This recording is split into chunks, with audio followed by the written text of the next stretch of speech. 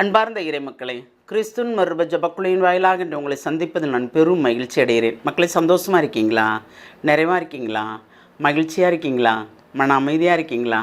மக்களே, மகிழ்ச்சி மன அமைதி இறைவன் தந்த வரப்பிரசாதம் அல்லவா? ஒவ்வொரு நாளும் நாம் இன்று மகிழ்ச்சியாக இருக்கிறோம் என்றால் அது இறைவனுடைய செயல்தான். இன்று அவர் நமக்கு என்ன இறைவார்த்தை தருகிறார் பார்ப்போமா? திருப்பாடல் 25 இறை வார்த்தை 11-14 முடிய.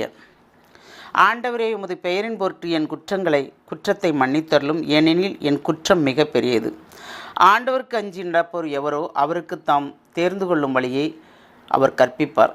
அவர் நலமுடன் வாழ்வார். அவருடைய மரபினர் நாட்டை சொந்தமாக்கிக் கொள்வர். ஆண்டவரின் அன்புறவு அவருக்கு அஞ்சி நடப்போருக்கு உரித்தாகும். அவர் அவர்களுக்கு தமது உடன்படிக்கையை வெளிப்படுத்துவார். Praise the Lord. அவர் நலமுடன் வாழ்வார். அவருடைய மரபினர் நாட்டை சொந்தமாக்கி கொள்வார். வாழ்கிறதுக்கே வழி இல்லை, நம்மளை நாட்டை எங்கே சொந்தமாக்கி கொள்ள அப்படின்னு நினைக்கிறோமா? எளியோர்களாகிய நம்மளை எந்த நிலையில் உயர்த்த வேண்டும் என்று இறைவனுக்கு மட்டும்தான் தெரியும், வேறு யாருக்கும் தெரியாது.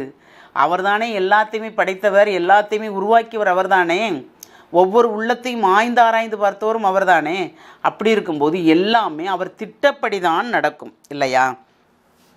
ஆண்டவரே, உமது பெயரின் பொருட்டு என் குற்றத்தை மன்னித்தருளும், ஏனெனில் என் குற்றம் மிக பெரியது.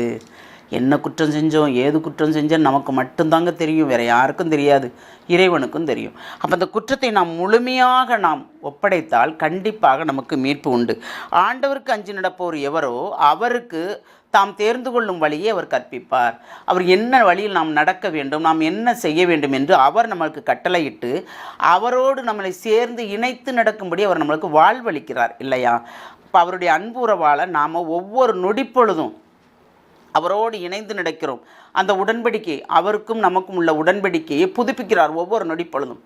ஏனென்றால் அவரோடு நெருக்கமாக இருக்கும்போது அறியாத தெரியாத அனைத்தையுமே நமக்கு விளக்கி கூறி நீ இந்த பாதையில் தான் செல்ல வேண்டும் என்று அவர் நமக்கு கற்பிக்கிறார். அப்படி நாம் எந்த பாதையை நாம் தேர்ந்து கொள்வோம் என்று தெரியாமல் தவிக்கின்ற நேரத்தில் இறைவன் நமக்கு கை கொடுத்து நம்மளை வழிநடத்துகிறார். இப்போ நம்ம பாதை தவறாமல் செய்வது இறைவன் மட்டும்தான் இல்லையா? அந்த இறைவன் தான் நம்மளை வழிநடத்துகிறார் என்ற சிந்தனையோடு நாம் இருந்தோம் என்றால் எல்லாமே நமக்கு நிறைவாக இருக்கும். நிறைவு தானே நமக்கு வேண்டும் இல்லையா? எதை எடுத்தாலும் நிறைவு. நாம் என்ன நினைக்கிறோம், இன்று நீங்கள் என்ன நினைக்கிறீர்களோ அதை பெற்றுக்கொள்வீர்கள். எதிர்மறையாக எதுவும் நினைக்காதவாறு இன்று எனக்கு உகந்த நாள், இன்று நான் இறைவனிடம் எதை கேட்பேனோ அதை பெற்றுக்கொள்வேன் என்று நாம் நினைக்கும்போது கண்டிப்பாக நாம் பெற்றுக்கொள்வோம். அந்த வரத்தை கேட்போமா? வாழும் வள்ளலே இறைவா, உங்களுடைய இரக்க பெருக்கத்துக்கு எங்களை முழுமையாக ஒப்புக் கொடுக்கிறோம். எவ்வளவோ தேவைகள் இருக்கிற ஆண்டவரே, ஆனால் அந்த தேவைகளை அறிந்து உடனுக்குடன் ஒவ்வொருவர் மூலமாக எங்களுக்கு செய்து கொடுக்கிறீரே, அதற்கு நன்றி ஆண்டவரே. வாக்களித்தவர் ரொம்ப பெரியவர் அல்லவா? ஆமாம் ஆண்டவரே, நீர்தாமே அனைத்தையும் நிறைவாக செய்து கொடுக்கிறீர். நான் வார்த்தையானவன் வாக்கு மாறாதவன் என்று சொன்னவர் நீர் ஆண்டவரே. அதன்படியே நாங்கள் உமக்கு உகந்த வாழ்க்கை வாழும்போது நீர் எங்களுக்கு கட்டளையிட்டதை, எங்களுக்கு உறுதியளித்ததை அனைத்தையும் நீர் செய்து தரப்போகிற அந்த கிருபைக்கு நன்றி கூறம்பா. இதுகால் வரைக்கும் நீர் எங்களை வழிநடத்த நீர் ஆண்டவரே, இன்னும் வழிநடத்த போகிற அந்த கிருபைக்கு நன்றி கூறி எங்களை முழுமையாக உடைய இரக்கத்துக்கு ஒப்புக் கொடுக்கிறோம். ஜெபங்கேக்கும் நல்ல பிதாவே. ஆமேன், ஆமேன், ஆமேன்.